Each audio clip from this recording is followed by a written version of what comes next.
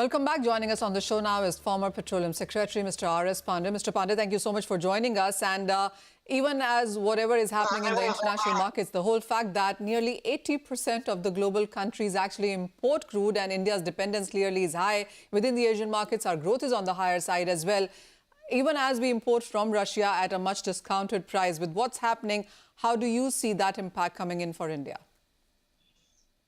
The way things stand as on today, this oil price cap will not have much difficulty for India. Okay. After the war, as the situation developed, India started getting more and more from Russia. Now this price cap at $60 minus the insurance and shipping costs, well, Russia is not getting more than this at the present moment. There is no difficulty. And even if it goes above 60, then as we understand, Russia has arranged logistics and they will deliver. India has made it very clear that they are not going to be subjected to this price cap. Right. So is the case with China. So as the situation stands today, there is no difficulty. Mr. Pandey, even as we have seen crude prices come off, even as India is getting crude at a discounted rate, but the fact being that the rupee has been depreciating and with these price caps, do you think India will have to pay more when it comes to insurance and free trades?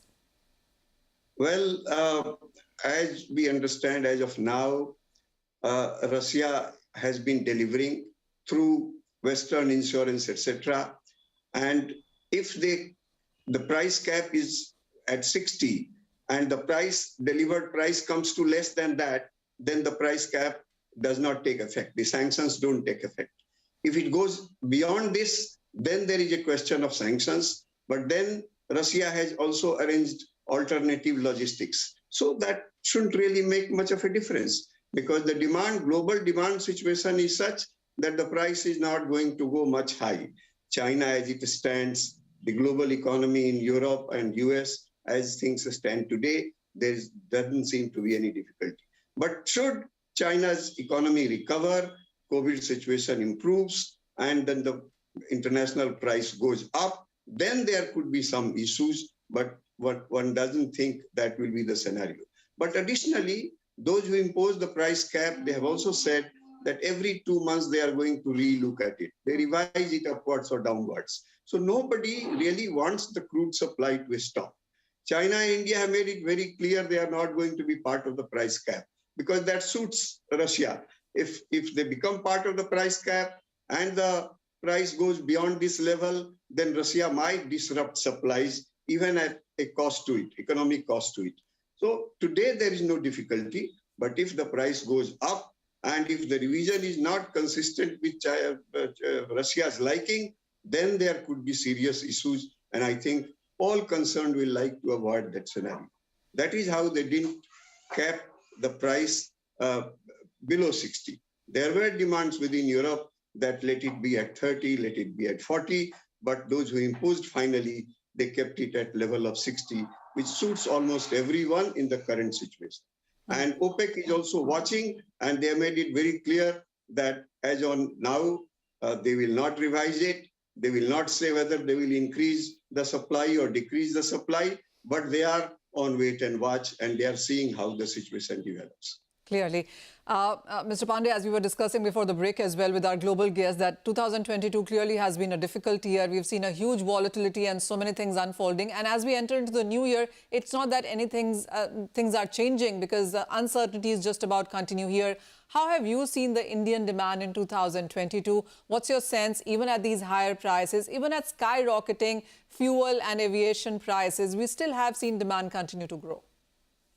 Well, India somehow, although we are in a free pricing regime, the prices did not revise for the last several months, except one time when the excise duty was reduced.